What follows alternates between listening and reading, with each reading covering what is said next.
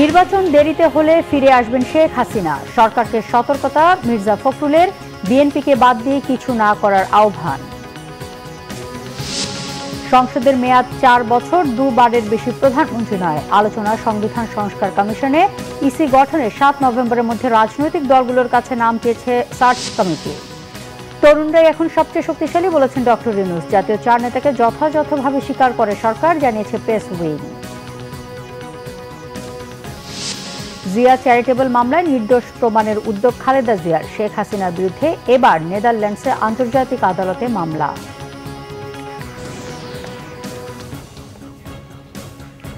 দেখছিলেন crown cement সংবাদ শিরোনাম।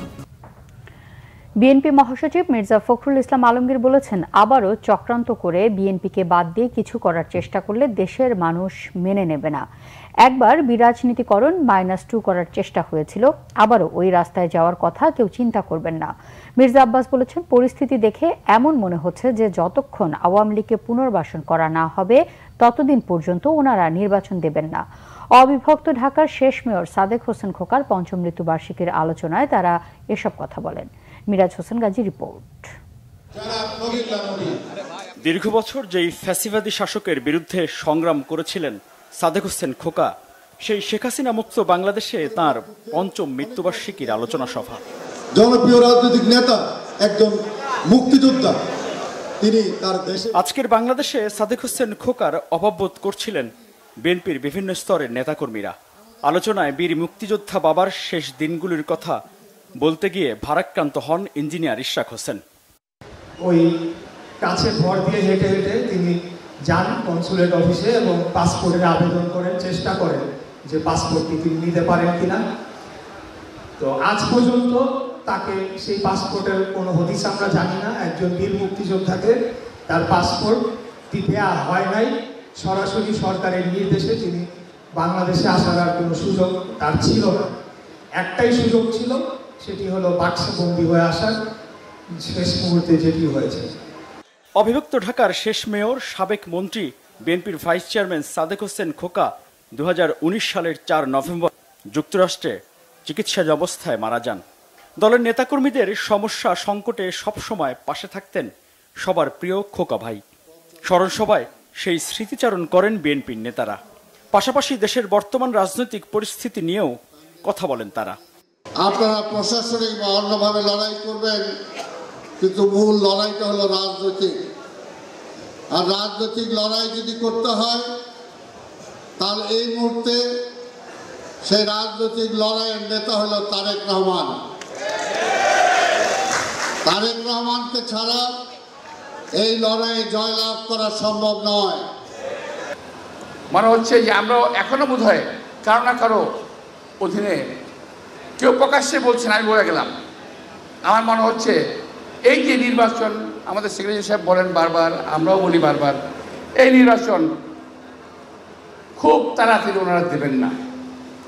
যতক্ষণ পর্যন্ত এই দেশে আওয়ামী লীগকে পুনঃপ্রতিষ্ঠিত করতে পারবেন না, ততক্ষণ মতো নির্বাচন দেবেন না। আমি এটা পরিষ্কারভাবে বলতে চাই, কাজে কর্মে এটা আমি বুঝতে পারছি।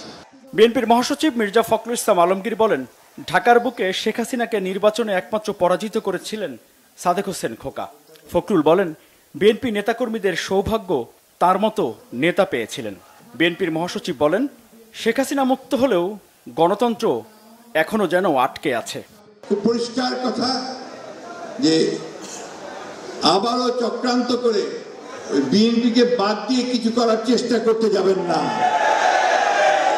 এটা বাংলাদেশের মানুষ কখনোই মেনে নেবে না। একবার বিরাজনীতি করার -2 করার চেষ্টা করা হয়েছিল, আবারও ওই রাস্তায় যাওয়ার কথা কেউ চিন্তা করবেন না। বিএনপি এই দেশে শহীদ প্রেসিডেন্ট জিয়াউর রহমান প্রতিষ্ঠা করেছেন এই দেশের মানুষের রাজনীতিকে নিয়ে।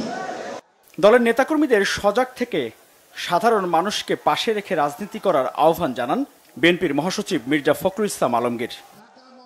মিরাজ হোসেন গাজী, বাংলা ভিশন, ঢাকা। জাতীয় পার্টি ও আওয়ামী লীগ নিষিদ্ধের বিষয়ে বিএনপি মহাসচিবের স্পষ্ট বক্তব্য চাচ্ছে ফ্যাসিবাদ বিরোধী ছাত্র শ্রমিক জনতা ব্যানারের নেতাকর্মীরা। তাদের দাবি, জাতীয় পার্টি ও আওয়ামী লীগকে পুনর্বাসন করতে কাজ চলছে। দুপুরে ঢাকা বিশ্ববিদ্যালয়ের টিএসসিতে ফ্যাসিবাদ বিরোধী ছাত্র শ্রমিক জনতা ব্যানারে আয়োজিত সংবাদ সম্মেলনে ছাত্র অধিকার পরিষদের সভাপতি বিন ইয়ামিন মোল্লা বলেন, বিএনপি নির্বাচনে জেতার জন্য দুর্বল দল আওয়ামী লীগ এবং জাতীয় পার্টিকে বিরোধী দল বানাতে চাচ্ছে, যেটা জনগণ হতে দেবে না। এ সময় বিএনপি মহাসচিব মির্জা ফখরুল ইসলামের বক্তব্যের সমালোচনা করে তিনি বলেন, রাজনৈতিক দল নিষিদ্ধ চান না তারা এবং বন্ধের লড়াই একটি ষড়যন্ত্র।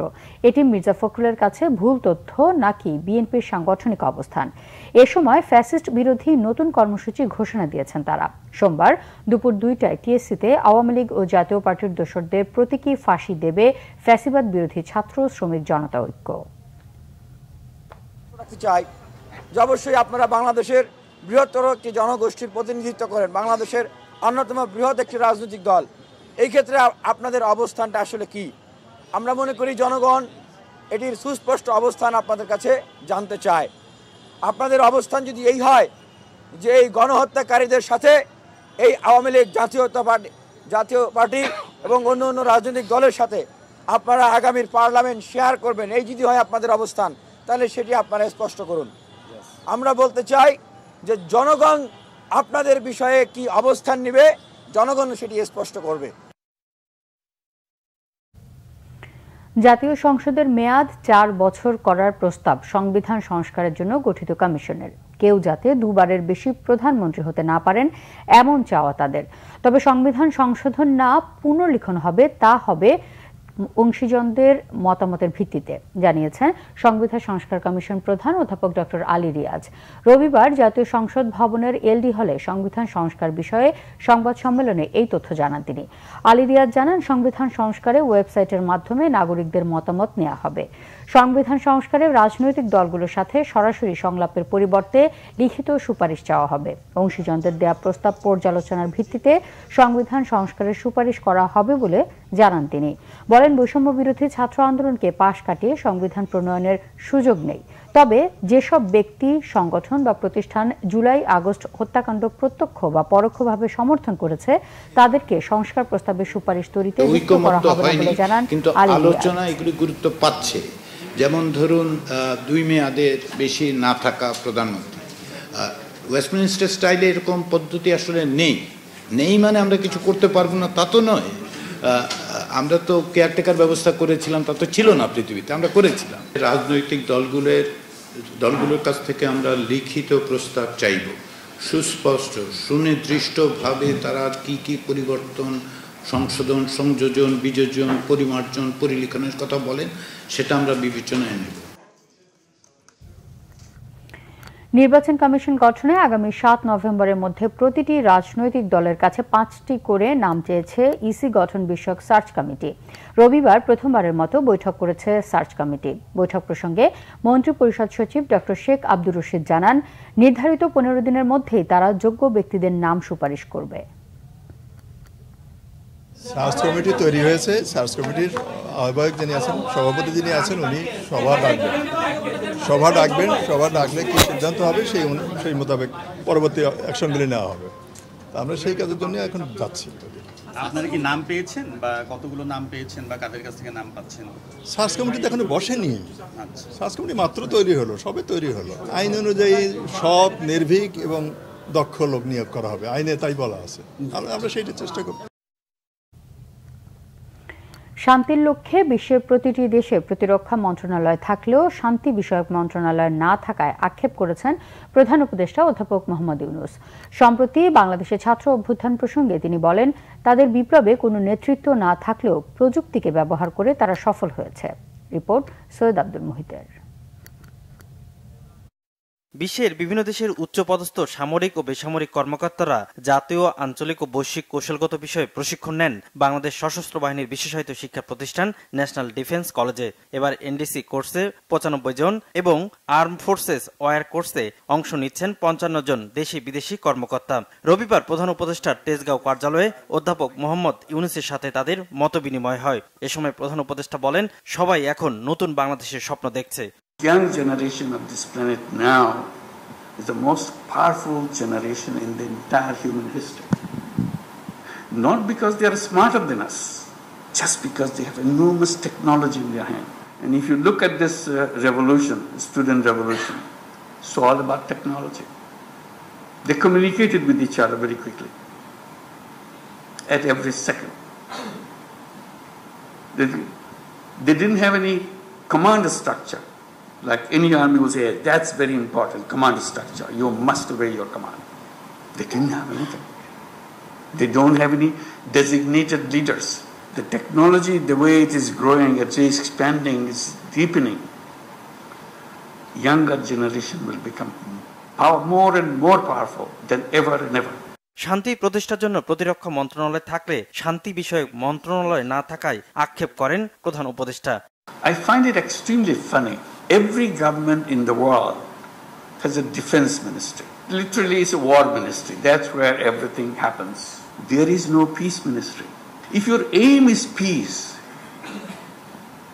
shouldn't you have a peace ministry?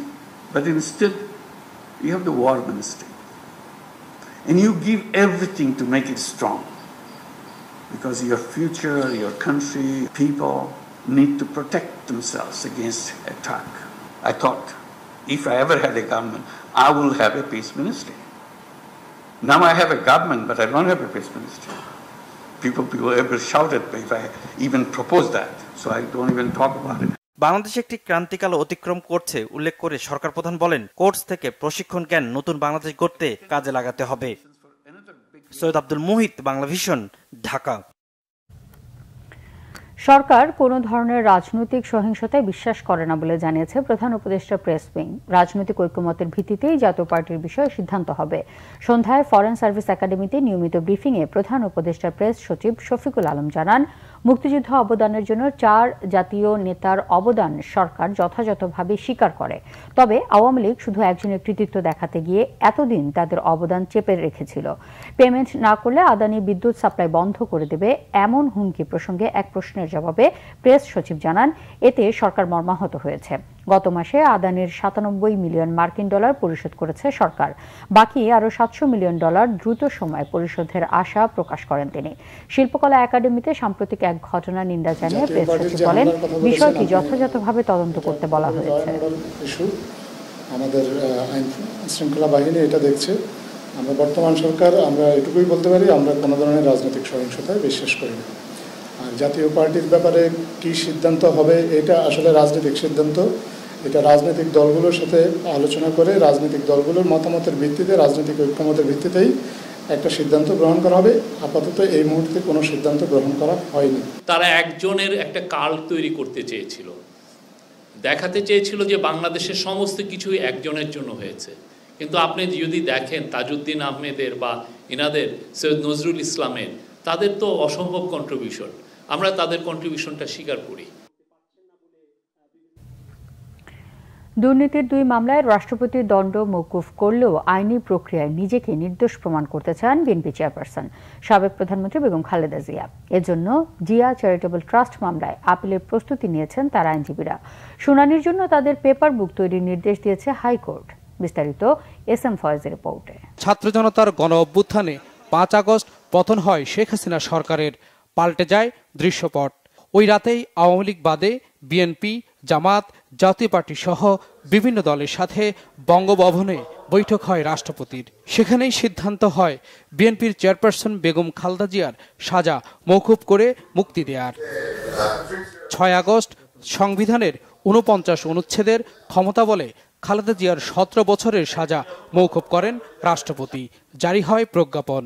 এর আগে 2020 সালের 25 মার্চ সরকারের নির্বাহী আদেশে খালেদা জিয়ার সাজা স্থগিত করেন তখনকার প্রধানমন্ত্রী শেখ হাসিনা। এরপর থেকে গুলশানের বাসা ফিরোজায় অবস্থান করছেন বেগম খালেদা জিয়া। রাষ্ট্রপতির দণ্ড মওকুফের 3 মাস পর জিয়া চ্যারিটেবল ট্রাস্ট মামলায় বেগম খালেদা জিয়ার পক্ষে আপিলের উদ্যোগ নেওয়া হয়। তার আবেদনে রবিবার বিচারপতি একেএম আসাদুজ্জামান ও বিচারপতি সৈয়দ এনামুল হোসেনের হাইকোর্ট বেঞ্চ নিজ খরচে পেপার বুক তৈরির আদেশ দেন। বেগম খালেদা জিয়াকে ক্যামেরা ট্রায়ালের মাধ্যমে তাকে সাজা দিতে হবে, এইটাই ছিল তৎকালীন দিদেন ফ্যাসিস্ট সরকারের একটা বড় রকম কৌশল এবং উদ্দেশ্য। আমরা এমন একটা রাজত্বের মধ্যে ছিলাম যাদের হাতে বিচার ব্যবস্থা মোটেও নিরাপদ ছিল না, অর্থাৎ তাদের ইচ্ছামতো বিচার কার্য চলত। আদালতের মাধ্যমে বেগম খালেদা জিয়াকে নির্দোষ প্রমাণের চেষ্টার কথা জানান তার আইনজীবীরা। বেগম খালেদা জিয়া কোনো পার্ডনের পক্ষে না। তিনি পরিষ্কার জানিয়ে দিয়েছেন যে আমি কোনো ক্ষমা ভিক্ষা করতে চাই না এবং আমি এই মামলায়, এইরকম মামলায় ক্ষমা ভিক্ষা করছি না। ম্যাডাম খালেদা জিয়ার নিজের এই বক্তব্য হচ্ছে, এটা তার নিজের বক্তব্য, যে আমি কোনো অপরাধও করি নাই আর আমি কোনো ক্ষমাও চাই নাই। সুতরাং আমি যেহেতু কোনো ক্ষমা চাই নাই, সুতরাং আমি এই আইনজীবীদেরকে তিনি নির্দেশ দিয়েছেন যে আপনারা এটা আপিল করবেন, আইনগতভাবেই মোকাবিলা করে এটা প্রমাণ করবেন এবং আপিলটি হিয়ারিং করবেন। 2018 সালের 8 ফেব্রুয়ারি ঢাকা বিশেষ জজ আদালত জিয়া অরফানেজ ট্রাস্ট দুর্নীতির মামলায় বেগম খালেদা জিয়াকে 5 বছরের দণ্ড দেয়। পরে আপিল শুনানিতে তা বাড়িয়ে 10 বছর করা হয়। আর ওই বছরের জুলাইতে জিয়া চ্যারিটেবল ট্রাস্ট মামলায় দেয়া হয় 7 বছরের কারাদণ্ড। দুটি মামলায় 17 বছরের দণ্ড নিয়ে 7 বছর রাজনৈতিক কর্মকাণ্ড থেকে দূরে আছেন বিএনপির chairperson Begum Khaleda Zia. SM Foyez, Bangla vision, Dhaka. Sheikh হাসিনার বিরুদ্ধে মানবতা বিরোধী অপরাধের অভিযোগে এবার নেদারল্যান্ডসের হেগে আন্তর্জাতিক অপরাধ আদালতে মামলা করেছেন 3 ব্রিটিশ আইনজীবী। আন্তর্জাতিক গ্রেফতারি পরোয়ানা জারির মাধ্যমে তাকে দেশে ফিরিয়ে আনা সম্ভব হবে বলে মনে করেন তারা। বাংলাদেশি বংশোদ্ভূত ব্রিটিশ নাগরিক ব্যারিস্টার মোহাম্মদ আশরাফুল আরেফিন সহ 3 ব্রিটিশ আইনজীবী গত জুলাই আগস্টে ছাত্র জনতার আন্দোলনে শেখ হাসিনা ছাড়াও সাবেক মন্ত্রী ও প্রভাবশালী কয়েকজন কর্মকর্তার বিরুদ্ধে মানবতা বিরোধী অপরাধ ও গণহত্যার অভিযোগে মামলাটি করেন। আইনজীবীরা বলেন, শিক্ষার্থীদের শান্তিপূর্ণ আন্দোলন দমনে তৎকালীন সরকার নির্বিচারে গুলি, রাবার বুলেট, সাউন্ড গ্রেনেড এবং প্রাণঘাতী অস্ত্র ও তাজাগুলি ব্যবহার করে। নিরপেক্ষ তদন্তের স্বার্থে শেখ হাসিনার বিরুদ্ধে গ্রেফতারি পরোয়ানা জারিরও আবেদন করা হয়েছে। লন্ডনে এক সংবাদ সম্মেলনে আরও বলা হয়, 2024 সালের জুলাই ও আগস্ট মাসে এক নৃশংস ইতিহাসের সাক্ষী হয়েছিল বাংলাদেশ। চট্টগ্রাম সিটি কর্পোরেশনের মেয়র হিসেবে শপথ নিয়ে জলাবদ্ধতা নিরসনের পাশাপাশি পরিকল্পিত শহর হিসেবে বন্দর নগরীকে গড়ে তোলার অঙ্গীকার করেছেন মহানগর বিএনপির সাবেক সভাপতি ডাক্তার শাহাদাত হোসেন। সচিবালয়ে স্থানীয় সরকার বিভাগের সম্মেলন কক্ষে তাকে শপথ পড়ান স্থানীয় সরকার, পল্লী উন্নয়ন ও সমবায় উপদেষ্টা এএফ হাসান আরিফ। শপথের পর চট্টগ্রামের নতুন মেয়র বলেন, বন্দর নগরীর জলাবদ্ধতা দীর্ঘদিনের, তা নিরসনে পরিকল্পিত শহর গড়ে তোলা হবে। জঙ্গি ও সন্ত্রাসের কথা বলে চট্টগ্রামকে পিছিয়ে দেওয়া হয়েছে। অবকাঠামো উন্নয়নের মাধ্যমে পর্যটক বান্ধব হিসেবে গড়ে তোলার প্রতিশ্রুতি দেন। আগামী মঙ্গলবার চট্টগ্রাম ফিরে মেয়রের দায়িত্ব নেবেন বলে জানান ডাক্তার শাহাদাত। 2021 সালের 27 জানুয়ারি চট্টগ্রাম সিটি কর্পোরেশনের নির্বাচনে কারচুপির অভিযোগে মামলা করেন তিনি। গত 5 আগস্ট ছাত্র জনতার গণ অভ্যুত্থানে আওয়ামী লীগ সরকারের পতনের পর 1 অক্টোবর ডাক্তার শাহাদাতকে মেয়র ঘোষণা করে রায় দেন চট্টগ্রামের প্রথম যুগ্ম জেলা জজ ও নির্বাচনী ট্রাইব্যুনালের বিচারক খায়রুল আমিন। সে ব্যাখ্যা বিশ্লেষণ করে মেয়াদ নির্দিষ্ট হবে। এটা জটিল কিছু না, এটা অহরহই হচ্ছে। সিদ্ধান্ত হয়েছে যে বর্তমানে সেখানে সার্বক্ষণিক প্রশাসক দেয়া হবে, তারা তার যথাযথ স্থানে কাজ করতে থাকবেন যাতে পূর্ণাঙ্গ অ্যাটেনশন তারা দিতে পারে। যে সিটি কর্পোরেশনের মেয়র হিসেবে আমার দায়িত্ব আছে, আমি তাই মনে করি যে এখানে যারা সেবা প্রদানকারী সংস্থা আছে, সিডিএ সহ আপনার পানি উন্নয়ন বোর্ড থেকে শুরু করে, ওয়াসা থেকে শুরু করে, ট্রাফিক বিভাগ থেকে শুরু করে, পুলিশ কমিশনার থেকে শুরু করে, টিএনটি থেকে শুরু করে যেসব সেবা প্রদানকারী সংস্থাগুলো, আমি আটমোস্ট ট্রাই করব সবাইকে সাথে নিয়ে একসাথে কাজ করে চট্টগ্রামকে একটি প্ল্যান্ড সিটি করার জন্য।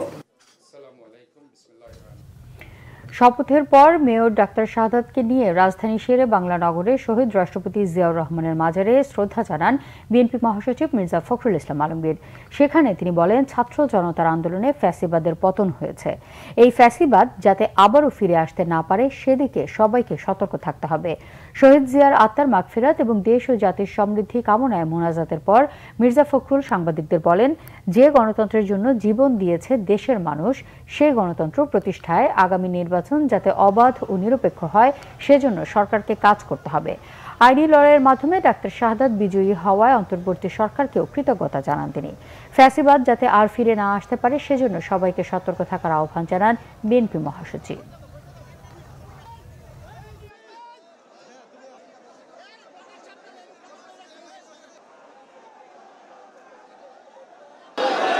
আমরা ছাত্র জনতার যে উত্থান, সেই উত্থানের মধ্য দিয়ে এই ফ্যাসিস্টদেরকে দেশ থেকে বিতাড়িত করা হয়েছে।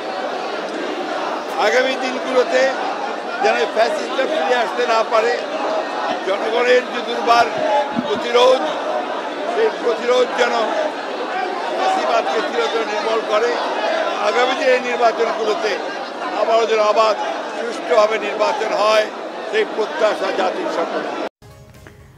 পিলখানা বিডিআর হত্যার নেপথ্যের কারণ উদ্ঘাটনে পুনঃ তদন্ত কমিশন হয়েছে কিনা তা রাষ্ট্রপক্ষের কাছে জানতে চেয়েছে হাইকোর্ট। সকালে বিচারপতি ফারা মাহবুব ও বিচারপতি দেবাশিস রায়চৌধুরী বেঞ্চ রাষ্ট্রপক্ষের আইনজীবীর কাছে জানতে চেয়েছেন। আগামী মঙ্গলবার এই বিষয়ে আদেশ দেওয়া হবে বলে জানিয়েছেন রিটকারী আইনজীবী। তারা বলছেন ৫৭ সেনা কর্মকর্তাকে হত্যার নেপথ্যের কারণ জানতে চায় দেশের জনগণ। অন্তর্বর্তী সরকার দায়িত্ব নেয়ার পর এই বিষয়ে স্বরাষ্ট্র উপদেষ্টা পুনঃতদন্তের কথা বললেও এখনও কোনো পদক্ষেপ নেওয়া হয়নি।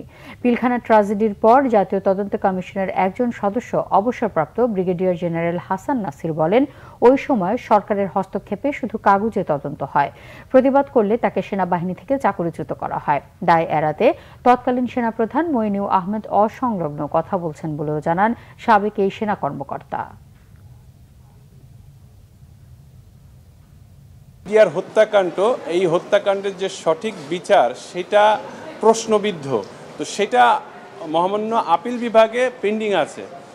আমরা যেটা চেয়েছি সেটা হচ্ছে অ্যাডমিনিস্ট্রেটিভ একটা ইন্ডিপেন্ডেন্ট ইনকোয়ারি কমিটি, যাতে জাতি জানতে পারে যে এই যে বিডিআর হত্যাকাণ্ড হয়েছিল এটার পিছনের ব্যাকগ্রাউন্ডটা কি, এটার পিছে কারা ছিলেন, কারা এটার পিছে মদত দিয়েছেন। তদন্ত রিপোর্ট গ্রহণযোগ্য নয়, এই মতামত আমি ব্যক্ত করি। সুতরাং আমার মনে হয় এই যুক্তিটাই যথেষ্ট যে এই তদন্ত আবার পুনরায় হওয়া উচিত। এটার জন্য আমার নিশ্চিত বিশ্বাস মহামান্য আদালত এই বিষয়টাকে গুরুত্বের সাথে বিবেচনা করবেন এবং আলাদা তদন্ত কমিশন করতে হবে। আমি জাতীয় তদন্ত কমিশনের সদস্য, সেনাবাহিনীর প্রতিনিধি ছিলাম। অপরাধী তারা সরকারি লোক, যারা তদন্ত করছে তারাও সরকারি লোক, যারা বিচার করছে তারাও সরকারি লোক, এবং যারা মিডিয়া ছিলেন ভাই ওই সময় দেখছেন কারা ছিল, ওনারা সরকারি লোক, গোয়েন্দা এরাও ছিল সরকারি লোক। পৃথিবীর ইতিহাসে এই একটা ঘটনা সব এক দলের লোক, এরা বিচার হইতে পারে না। আপিল বিভাগের 2 বিচারপতির বিরুদ্ধে সংবাদ সম্মেলন এবং মিছিল করার ঘটনায় আদালত অবমাননার অভিযোগে দায়ের করা মামলা থেকে বিএনপির 7 শীর্ষ আইনজীবীকে অব্যাহতি দিয়েছেন আপিল বিভাগ। সকালে আদালত অবমাননার রুল খারিজ করে প্রধান বিচারপতি সৈয়দ রেফাত আহমেদের নেতৃত্বে 4 বিচারপতির আপিল বেঞ্চ এই আদেশ দেন। একই সঙ্গে এসব আইনজীবীর বিরুদ্ধে আবেদনকারী আদালতে উপস্থিত না থাকায় তাকে 1 লাখ টাকা জরিমানা করেছে আদালত। জরিমানার টাকা জুলাই স্মৃতি ফাউন্ডেশনে দিতে হবে। গত বছরের 29 আগস্ট বিএনপির 7 আইনজীবী নেতার বিরুদ্ধে আদালত অবমাননার আবেদন দায়ের করা হয়। আইনজীবী নাজমুল হুদার পক্ষে অ্যাডভোকেট নাহিদ সুলতানা জুথি এই আবেদন দায়ের করেন। ওনাদের যারা পিটিশনার ছিলেন তাদের নন অ্যাপিয়ারেন্সের জন্য আজকেও অ্যাপিয়ার করেননি, সেই কারণে ডিসমিস করে দিয়েছেন। আমাদের তৎকালীন সময় ফ্যাসিস্ট রেজিম বিরোধী যে একটা স্ট্যান্ড ছিল, সেই স্ট্যান্ডটার প্রতি সম্মান জানিয়ে আজকের এই কজটা মাননীয় আদালতকে আমরা সাবমিশন দিয়েছি, প্রেয়ার করেছি কজটা যেন জুলাই স্মৃতি ফাউন্ডেশনে দেওয়া হয়, এবং আদালত আমাদের সাবমিশনে সন্তুষ্ট হয়ে নির্দেশনা দিয়েছেন আগামী 3 সপ্তাহের মধ্যে পিটিশনারকে এই 1 লক্ষ টাকা জুলাই স্মৃতি ফাউন্ডেশনে অনুদান হিসাবে দেওয়ার জন্য, ফাইন হিসাবে। করদাতাদের দেয়া তথ্য সাইবার হামলা থেকে রক্ষা করতে যথেষ্ট প্রস্তুতি রয়েছে বলে জানিয়েছেন জাতীয় রাজস্ব বোর্ড এনবিআর এর চেয়ারম্যান আব্দুর রহমান খান। করদাতাদের অভিযোগ কমাতে হলে পুরো রাজস্ব কাঠামোকে ডিজিটালাইজেশন করার বিকল্প নেই বলে মন্তব্য করেন এনবিআর চেয়ারম্যান। রবিবার বিকেলে রাজধানীর আগারগাঁওয়ে জাতীয় রাজস্ব ভবনে কর সেবা মাস উপলক্ষে আয়োজিত সংবাদ সম্মেলনে তিনি একথা বলেন। আব্দুর রহমান খান আরও বলেন, করদাতারা এবার কার্যক্রম অনলাইনের মাধ্যমে সম্পন্ন করবেন। তিনি জানান, দেশব্যাপী 869টি সার্কেলের করদাতাদের 41টি কর অঞ্চলে সেবা বুথ বসিয়ে করদাতাদের বিশেষ সেবা দেওয়া হবে। সেই কার্যক্রম চলবে 30 নভেম্বর পর্যন্ত। লেবাননে ইসরায়েলি বিমান হামলায় নিহত ব্রাহ্মণবাড়িয়ার খারেরা গ্রামের মোহাম্মদ নিজামের বাড়িতে চলছে শোকের মাতম। বৈধ কাগজপত্র করতে না পারায় 1 যুগ ধরে দেশে আসতে পারেননি তিনি। এখন লাশের অপেক্ষায় স্বজনরা। ঋণ করে ভাগ্য বদলের আশায় 1 যুগ আগে লেবাননে যান মোহাম্মদ নিজামউদ্দিন। বৈধ কাগজপত্র না থাকায় তার আর বাংলাদেশে ফেরা হয়নি। এরই মধ্যে অসুস্থ মা ও 1 বোন মারা গেছেন। শনিবার লেবাননের রাজধানী বৈরুতে বিমান হামলায় নিহত হন নিজাম। বৈরুতের বাংলাদেশ দূতাবাস জানায়, নিজামের স্ত্রী লেবাননেই আছেন, তার সঙ্গে দূতাবাস যোগাযোগ রাখছে। যুদ্ধের পরিস্থিতিতে ফ্লাইট না থাকার কারণে নিজামের মরদেহ বাংলাদেশে পাঠানো সম্ভব হচ্ছে না। স্বজনরা জানায়, 12 বছর আগে ঋণের টাকায় লেবাননে যান নিজাম, কিন্তু এরপর বৈধ কাগজপত্র করতে না পারায় তার আর দেশে ফেরা হয়নি। নিজামের মৃত্যুর সংবাদ শোনার পর থেকে আহাজারি করছেন তার স্বজনরা। এবার আজকের কয়েকটি অনুষ্ঠানের খবর নিয়ে দেখুন একটি ডেস্ক রিপোর্ট। ঢাকা ব্যাংকের সিইপিজেড এসএমই সার্ভিস সেন্টার এবং অফশোর ব্যাংকিং ইউনিট নতুন ঠিকানায় স্থানান্তর এবং শুভ উদ্বোধন করা হয়েছে। চট্টগ্রাম ইপিজেডে দক্ষিণ হালি শহরের 39 নম্বর ওয়ার্ডের বাণিজ্যিক কমপ্লেক্সে স্থানান্তর করা হয়েছে। নতুন ঠিকানায় শাখাটির উদ্বোধন করেন অনুষ্ঠানের প্রধান অতিথি প্রতিষ্ঠানের চেয়ারম্যান আব্দুল হাই সরকার। উপস্থিত ছিলেন ঢাকা ব্যাংকের প্রতিষ্ঠাতা ভাইস চেয়ারম্যান এটিএম হায়াতুজ্জামান খান, ব্যবস্থাপনা পরিচালক ও প্রধান নির্বাহী কর্মকর্তা শেখ মোহাম্মদ মারুফ, অতিরিক্ত ব্যবস্থাপনা পরিচালক একেএম শাহনওয়াজ, উপব্যবস্থাপনা পরিচালক আখলাকুর রহমান, এসইভিপি এবং CFO Shahabub Ali Khan, communications and branding ডিভিশনের ইনচার্জ রায়হান কাউসার, জেএমএস গ্রুপের ব্যবস্থাপনা পরিচালক মুস্তাফা মাহমুদ ও ব্যাংকটির শীর্ষস্থানীয় কর্মকর্তা এবং এলাকার বিশিষ্ট ব্যক্তিরা ও ব্যবসায়ীরা। জনপ্রশাসনে অরাজকতা নিরসন ও সংস্কার বিষয়ে সংবাদ সম্মেলন করেছে এবি পার্টি। রাজধানীর বিজয়নগরে দলের কেন্দ্রীয় কার্যালয়ে এতে বক্তব্য দেন দলটির যুগ্ম আহ্বায়ক ব্যারিস্টার আসাদুজ্জামান ফুয়াদ। বলেন, আওয়ামী ফ্যাসিবাদের দালালরা জনপ্রশাসনকে দুর্বল করে দিয়েছে। এজন্য প্রশাসনের সেবার মান স্লো হয়ে গেছে। 100 বছরে দেশ দুবার স্বাধীন হলেও আমলাতন্ত্র এখন পর্যন্ত স্বাধীন হয়নি বলেও অভিযোগ করেন তিনি। পাশাপাশি এ বিষয়ে করণীয় কি এবং কোন কোন বিষয়ে সমস্যা আছে খুঁজে বের করে তা সমাধানে সরকারকে আহ্বান জানান। বর্ষপূর্তি উপলক্ষে জমকালো অনুষ্ঠানের আয়োজন করে দেশের স্বনামধন্য রিয়েল এস্টেট প্রতিষ্ঠান রিয়েল ক্যাপিটাল গ্রুপ।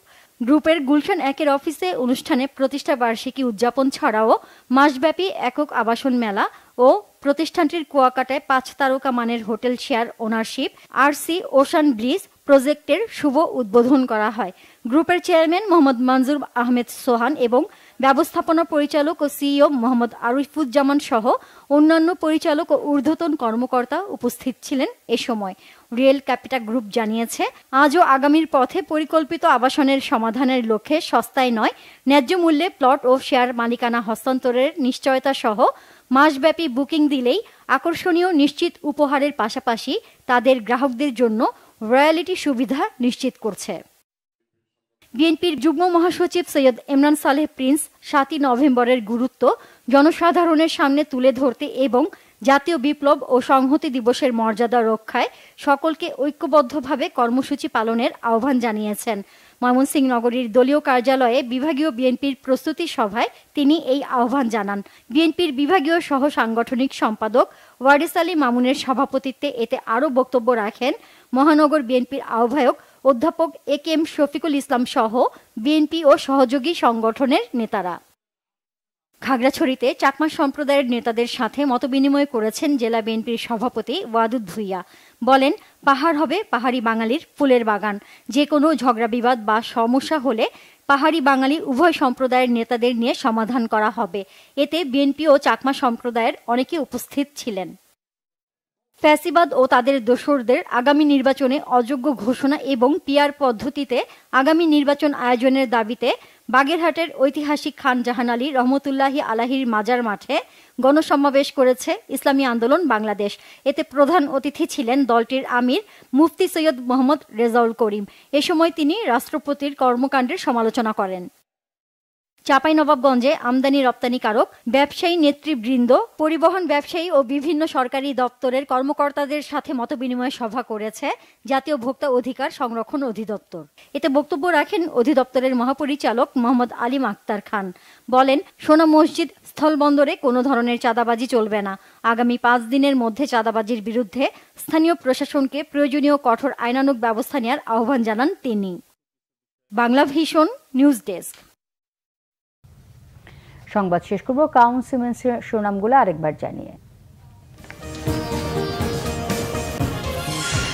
নির্বাচন দেরিতে হলে ফিরে আসবেন শেখ হাসিনা, সরকারকে সতর্কতা মির্জা ফখরুলের। বিএনপিকে বাদ দিয়ে কিছু না করার আহ্বান। সংসদের মেয়াদ 4 বছর, 2 বারের বেশি প্রধানমন্ত্রী নয়। আলোচনা সংবিধান সংস্কার কমিশনে। ইসি গঠনের 7 নভেম্বরের মধ্যে রাজনৈতিক দলগুলোর কাছে নাম চেয়েছে সার্চ কমিটি। তরুণরাই এখন সবচেয়ে শক্তিশালী বলেছেন ডক্টর ইউনূস। জাতীয় 4 নেতাকে যথাযথভাবে স্বীকার করে সরকার, জানিয়েছে প্রেস উইক। জিয়া চ্যারিটেবল মামলায় নির্দোষ প্রমাণের উদ্যোগ খালেদা জিয়ার। শেখ হাসিনার বিরুদ্ধে এবার নেদারল্যান্ডসে আন্তর্জাতিক আদালতে মামলা।